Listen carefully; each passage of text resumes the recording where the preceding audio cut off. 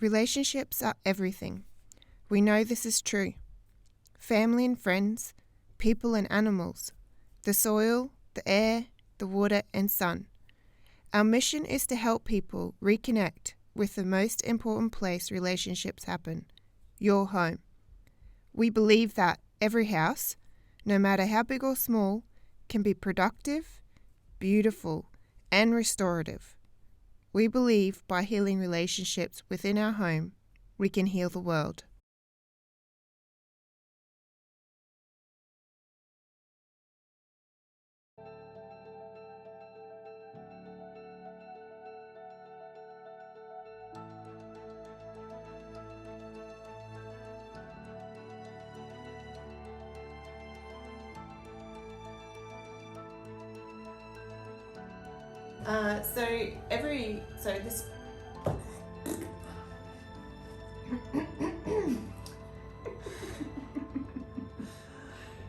So for the tip, okay. So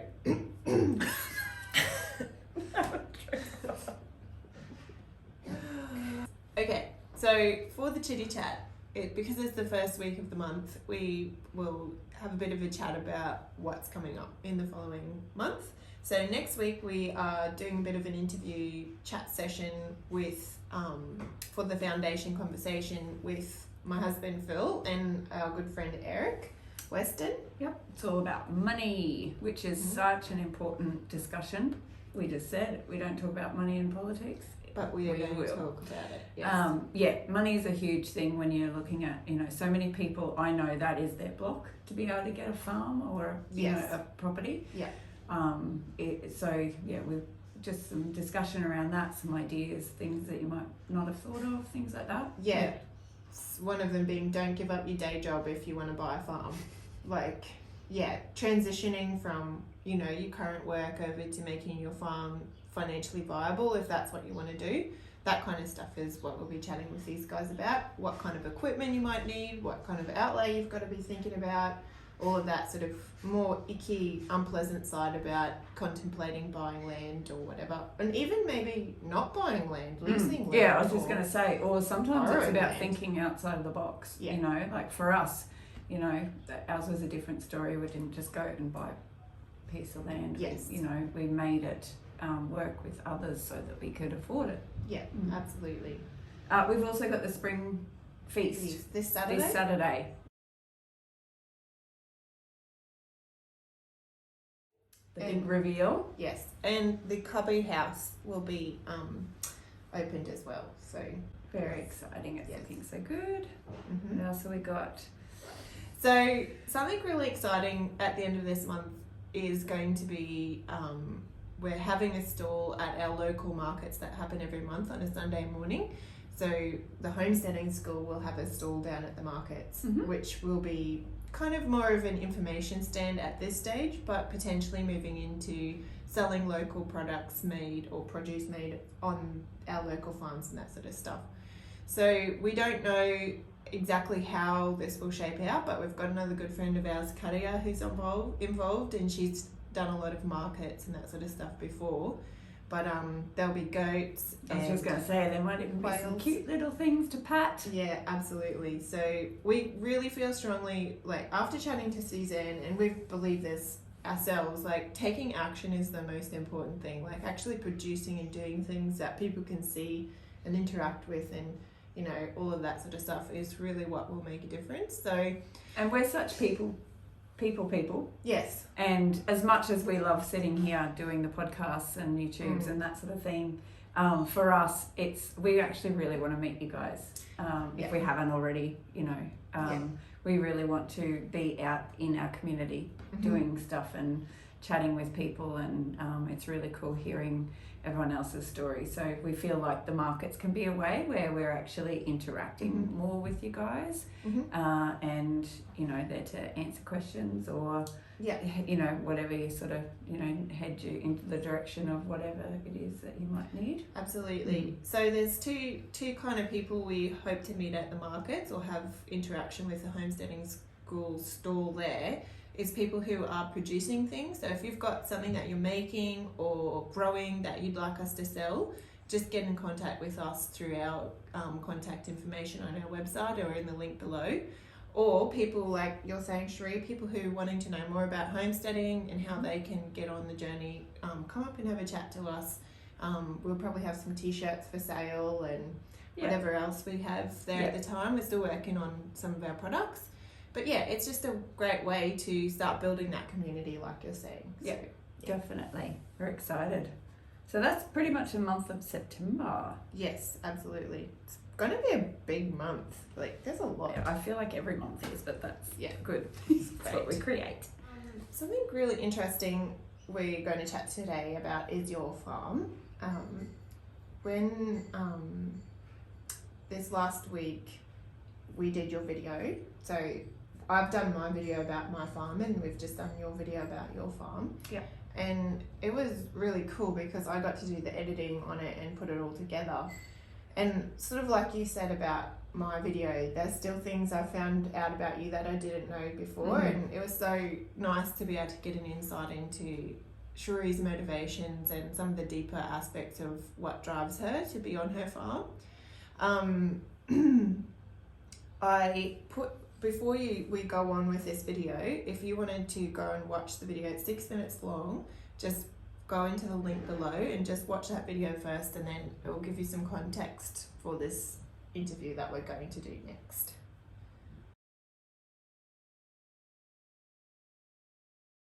So first questions, you called your farm Freedom Farm, and you kind of explained it in the video why you called it Freedom Farm. Do you want to tell us a little bit more about what freedom looks like to you? Because that was what I was curious about. Because obviously it's something that's really important to you. Yeah. And there's a few angles of that, like freedom for yourself, but also freedom for people to be themselves. Yeah. Can you tell me for more me about it's that? really layered, and it was actually an Instagram post that I asked, I put out there years ago now. I wanted to name the farm, and one of my friends at the time actually suggested it, and it just really rung true. But I think it is, like I explained in the video, it is layered. It's freedom for me to be able to express myself. I always say that, give me a pencil and I can draw one thing, an elephant's butt. And Really? It's a pencil. I need to see this. We will do this before the end of today. I might even grace the screen with my art. But anyway, I'm going to get a tattoo of it one day because it's the only thing I can draw. That and the Stussy symbol. Anyway, so I can... No, you're right. No, I'm not getting the Stussy symbol, but I will get the elephant. But yeah, so... But I always, I'm not an artist. But I actually believe that everyone's an artist. It's just that we have different canvases. And for me, my land is my canvas, and I create from there in my gardens, in just everything there. For me, it's not just about. It's about me expressing. So that's, for me, is freedom. Freedom for food. To me, that's a huge important one. I want to be able to feed my family and all of those sort of things, and I feel like I want to be a steward of that land, to be able to share it with other people, so that for someone who isn't, I feel like I'm very privileged. I had lots of things that I was just happened to be born into a white suburban sort of family, and I've been able to do what I've done because I had that great start. Not everyone gets that great start, and maybe someone isn't able to have a space, and it's not like we're a refuge or anything, but I know that our space has brought other people that sense of freedom and joy. Definitely get that impression from what you've been saying. You've explained what the space means to other people, and you've watched that happen for other people. What does it mean for you as a person in your own heart? I think it's just that, as much as I say, I've done it for my children, it's just really to nurture that little girl inside of me, you know, like as much as I wanted to give that gift to my children to grow up in a space that has that freedom, you know, and it's a physical freedom, you know. When they, you know, done lockdowns last year, you know, my kids could still run, they could still play, they could still ride their bikes, and so many kids didn't get that opportunity. And, you know, just to be able to see that and watch that, it always just makes me so happy. But it's also, just that, it's just a really cool play space. And just for everyone, you know, my husband, he isn't involved in the actual farm stuff as I am, but he just loves the sanctuary of it and the quiet and the no neighbours, all that sort of thing. So where do you think, like as a little girl, you said that you were drawn to that sense of peace and quiet on the homestead? What is that in you, like, that is drawn to that peace and that quiet and that freedom? Like, what do you think that is in you? I have no idea. Yeah, I feel like it just is who I am. You know, when I go to a city, I feel really overwhelmed. I feel I know some people get a rush from that busy energy, and I just don't. I sort of just really crave that quiet. I don't know.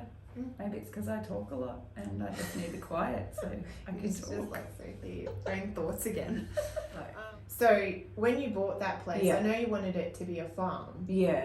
But you know, it's very different when it's somewhere where you just live and it's an idea, to actually something that is producing products and food and stuff like that. How have you felt that journey go, and how has that sort of changed your mindset around the farm? So I think that coming from the background, you know, like we discussed in our first interview, of want food, you know, that was my motivation, was a lot of it was food. Like obviously I had this, you know, internal, the little girl wanted the horse and, you know, that lifestyle. But as an adult, you know, it was the food was a huge motivator in, because I think there's just not, you just can't buy a lot like that quality that you can grow yourself. You just can't buy that quality. You know, if I go to the store and buy milk, I'm essentially buying a substandard product, because when you compare fresh raw milk, fresh, like we drink it the next day after it's been milked out of the cow, you can't buy that at the supermarket. So it was that having that space is that potential. And it was a book that I read, the Radical Homemakers. You know, I loved those stories in that. Seriously, Shannon Hayes, I believe. It was just such a pivotal thing for me to read. The difference between your house being something that's just consumer to being something that produces. And that's been something that I've steered towards, and it's something that happens really gradually, because you can't just go from a consumption household to a production household overnight. That's something that's very gradual, and I still work on it all the time. But I guess the farm gives me that potential too. It is just this blank canvas. And when we got there, there was I think there's one original garden bed. That's it, you know, out of the whole space.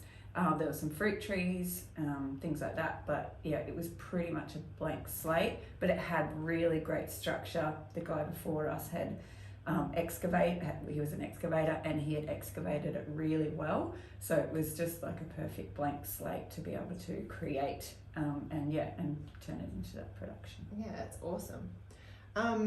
So what goals are you guys working towards at the moment? So I know we've talked about doing this episode bi-monthly, so 1 month it's my turn, 1 month it's Sheree's turn, but what sort of goals have you guys been working towards on the farm?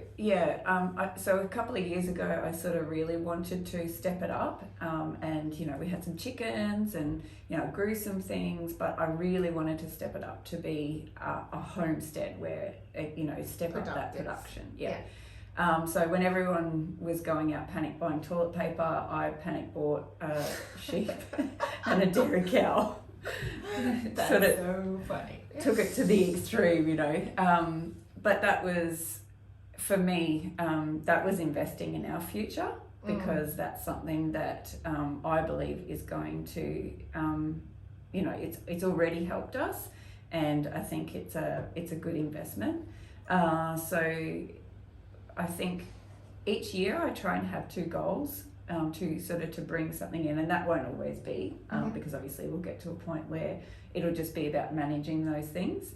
And this year was to do meat chickens, which we did last month, and we've got a nice freezer full. Leo helped you. Leo helped me. Your 3rd eldest child. Yeah. Yeah. My middle child. Yes, yeah. So he helped you. Yeah. Chop the chickens. And that was a really cool, because again, it was just that I don't know how to do this, and we're going to figure it out. So we try and add in 2 things per year. So it was the meat chickens, and it was bees. We haven't got bees yet. It is only September, but I'm not sure if we'll get there. But flow hives. That's something I'm really interested in. There's a lot of cool different models out there. I think I pinned one on my Pinterest as a thing to do, but our family absolutely love River Cottage Australia.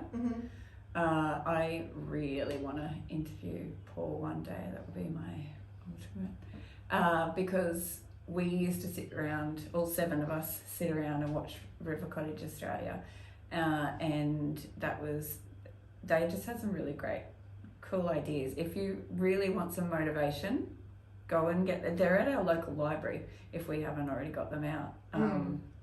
And I think it's SBS. You can watch them, and Paul is just typical Aussie. Like, I love him. He's just not afraid to start something, you know. So he's been great. And he had Adrian on there. What is it called? Natural Beekeeping is his thing on Instagram, and he does the top bar hives. The top bar, that's right. Yeah, so that's what I'd really like to get. Yeah. But yeah, that hasn't just it. I don't like to push things. I like things to sort of come about in an authentic way, because I think if you push things and you have too much too soon and you don't get used to each little thing that you've added, it can be really overwhelming, and you can all of a sudden end up with just like way too much to manage. So a part of it, adding little bit by little bit, is about just taking it slow so that you don't overwhelm yourself. And like, you know, the cow was huge for me, huge learning. So I'm milking again. Just milking again. I showed her who was boss cow mama. By tying her leg up, finally. Yes. This is quite a story. Like, you want to quickly tell our people? So what happened? You know, like with the whole thing with the cow journey, it's just been such an awesome learning.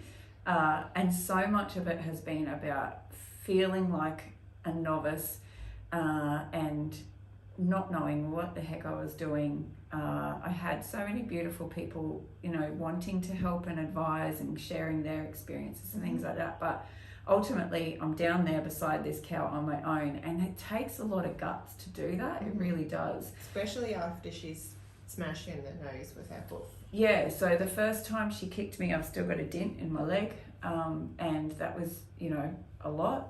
One time I just got out of the way and she grazed my nose, you know, like it makes you really nervous. She's a huge animal. And I just, sometimes I'm like, why didn't I just do that earlier? I didn't have the confidence. I didn't know how to tie, what is it called? The knot? Oh, a slip knot? Yep. Okay. Yep. Oh. I seriously, when I say I didn't know anything, guys, I really mean that. If you think that you're a brown thumb or that I'd never be able to milk a cow, one of my superpowers is being vulnerable and just saying exactly, I did not even know until Alexa said the other day what a slip knot was. And I'm not a stupid lady. Like, I'm a pretty smart person. I just hadn't learned that yet in my life. So you worked out how to tie a knot around her leg to tie her leg back to the post. So that and don't get me wrong, I had asked people. I'm not really great at like someone saying something and then following those instructions. I need to see it written down or see it physically. And I just didn't understand how it would work, and I kept going around in my head, and I just couldn't, and I didn't have the confidence because I thought, what if she actually kicks and I haven't tied it right? What if she trips over? You know, it's a how's life, you know? And I just so anyway. How did you do it? So I just tied a knot, and then I put the rope back through that, and then that just sits on the ground, and then I kind of walk her in, and then I tap her leg, and I kind of get her to step into that the loop, and then I just tighten it. And now that she's used to it, it's she just stands back to a post, and so then that she can't move her leg to kick the bucket or kick at you. Or to kick forward. I'm still milking one-handed. I'm still too nervous to put a bucket under her, and that's okay. I still get milk every morning, and I know that I've just got to like take that next step, but I'll get there one day. Awesome. Yeah. So cool. Yeah. And I share this because I want other people to know that it doesn't have to be perfect, and you know what, I'm giving it a go. I didn't just give up. It's been almost 11 months now, and to still be getting, I remember saying, if I'm able to milk, one of my best friends said, she goes, when? And just that shift in the way I said something made a big difference. That's so important. To have that mindset or mind frame of when, not if. When I figure that out, and absolutely. I will, and I have, and just having those experiences, where you feel like, we call it your growth edge, and you're up against that edge, and you're nervous, and you don't know how to do it, and you just got to jump. You just got to jump, and if it works out, then and maybe fail too. Like failure is our friend when it comes to farming, because you learn so much. And I think we have these mindsets in our head that there's this perfect way to do things, and there really literally is no perfect way to do anything, because the variables that we face as farmers and in our own individual life and circumstances are so huge that there's no way there could be one way to do things perfectly. You can take bits and pieces of information from all over the place, like you said. I do, and apply it as best you can, and actually just go through the iterations of trialing and seeing what's going to happen. And eventually you'll find out what's exactly right for yourself at that particular place and time. And that's why people who farm and homestead are so incredibly resilient and resourceful, and often quite intelligent people, because they have a very open mindset of learning and making mistakes and growing and changing and adapting and all of the rest of it. Oh, so much. I mean, we've had Jane is our house lamb now. Yes. Oh, she's your house lamb. She weaseled herself right in there. Did. Jane is their little orphan baby sheep. Yeah. But she is pretty cute. Yeah, she kind of had the advantage of being so damn cute. Yeah. So she was born to my mistake was that I had a quite young lamb with the ram, and I didn't realise that at that young that they could even cycle and fall pregnant, and so she was still not fully grown herself, and then she ended up having twins, and they were born really small, and her udder was really tiny. So that's sort of, again, that's a mistake that I feel like I didn't realise that, and that happened. So the little boy died. Of whatever. Did, yeah. I don't think they were getting enough. She definitely must have got the colostrum, that's the milk, that first comes in. And I did hear from a vet that if they don't get any colostrum, they're pretty much guaranteed to die, because they just can't survive without the nutrients of that.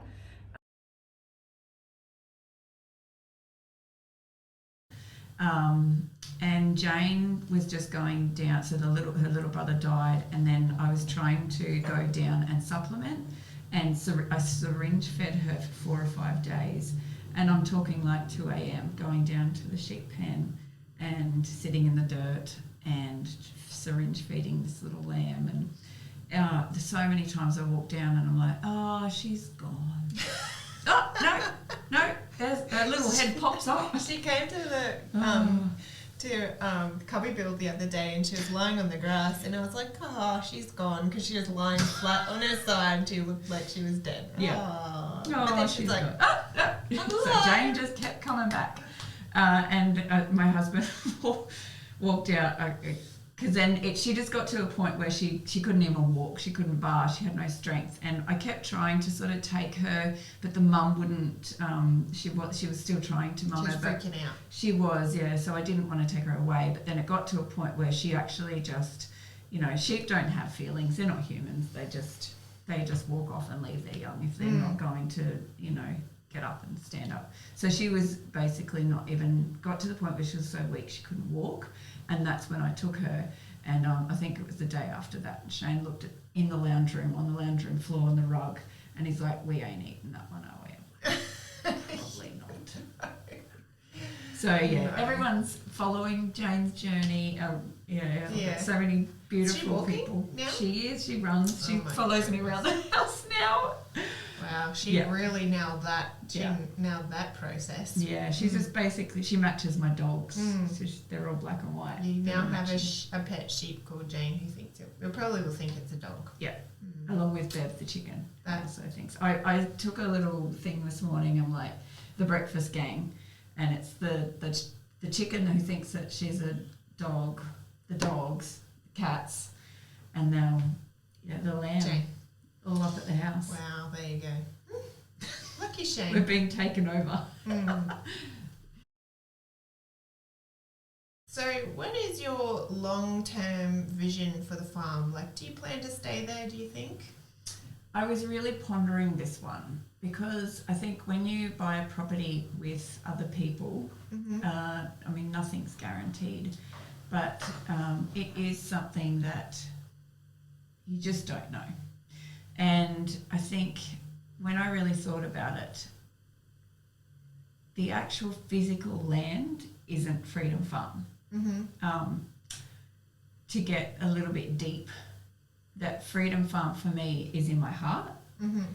And I know that, because I think when you're really attached to something, it can be a bit scary, because if that thing's then taken away from you, you can lose that feeling. And there's been times where, it's not like we're going bankrupt and losing the property or anything like that. But, there's been times where we've thought, do we have to move? Because there's been changes in life, people are born, people pass away. I think that's the only consistent thing in life is change. So if we were to actually not have that property, would I still have Freedom Farm? And, that, as you can probably guess by this point, I am a deep thinker. And for me, we create Freedom Farm, and I will do that anywhere that I go. It's that feeling, that essence, that is the farm. So whether that physically be there or it's somewhere else, I think I'll always carry that with me and create it. So whether that space particularly is the space that will be forever, I don't know. I don't think we can ever say yes or no. Yeah. I'd like it to be. We've got 2 houses on the property, a little cottage and then the main house. Currently we have some family living down there, and that's working really well. But I'd love to see maybe one day Shane and I living down there, and our grandkids and one of the kids, living up at the main house, and that would be really cool too. But I can see myself an old lady just pottering in the garden, that sort of thing. Yeah. But if it's not in that physical space, I'll always create it wherever I go. I always say, like, if we go on a holiday and we go to a cabin, and I share this because I think that what we do and what we're creating in our farms, it can actually be anywhere, anywhere's a homestead, because it starts in there. Yeah. When I go to a cabin, even if it's just for a weekend with my family, we get there, we bring all the stuff in, and I'm like, righto, everyone out, I need to fluff, not fart. Fluff, as in fluff the place around, that's what I call it. Yeah. And it's just me being the mum and making it into that beautiful space. Wherever we go, I'll have a bowl of fruit out on the bench, and I'll, just make it so that when my kids come in and they see it, oh yeah, this is home. This is, it's just taking those bits of, and I want to always have that sort of signature stuff. That's so interesting. Like, when you're saying that, I'm just getting triggered so much memories of my childhood, and I'm pretty sure my mum has done exactly the same thing when we would go on holidays. We'd have certain types of foods that she would get, and then certain types of things that would happen, and it's her signature moves. That's really interesting. That I'm going to have to think about that now, because I haven't ever really contemplated that very much before, which is interesting. So that the homemaker and the homesteader in you gets taken wherever you are. So, and I think it's really key, because even if I was just renting a house, I would bring what I've learnt and what I've discovered about myself on our farm, and I would create it there, and you would see the gardens have that similar style, and because that's my style, and the inside of the house would have that same feel. And well, I can relate to that in terms of, we've got about 3 acres, and that's a lot of garden to manage, and sometimes I felt like there's been particular times where I have not felt like I've even scratched the surface of transforming that piece of land into what I think I want it to be. And so I felt very like all over the place in terms of, how it looks and how it's come together. But as it's maturing, I'm starting to see that it actually does have a very definite style. It has a very definite way that it is unfolding, and it was very much a reflection of my personality, which is quite incredible, like that's your canvas. We have this power that we can influence over a piece of land, no matter how big it is or small it is, to put our flavour and our style in. And I think, like, in some ways, that's where it becomes almost, the word I'm thinking is like magical or spiritual, is that it's like we have this ability to transform the world around us and turn it into something that is a reflection of what's inside of us. And I think that's why it's so important to, in some of the early stages of the Homesteading School project, we talk a lot about, finding out what your why is and your vision and your values and that sort of stuff. Knowing who you are and what you love and what a reflection of yourself. Like, even if it's like maybe getting, those daggy old like vision boards with, a cork board with bits and pieces all stuck up, it could be one swatch of fabric and it's certain colours that appeals to you, or I've got an image of a cabin or whatever. I've got a tablecloth that my sister-in-law, she's Mexican, she got me this shirt actually from Mexico, and it's a certain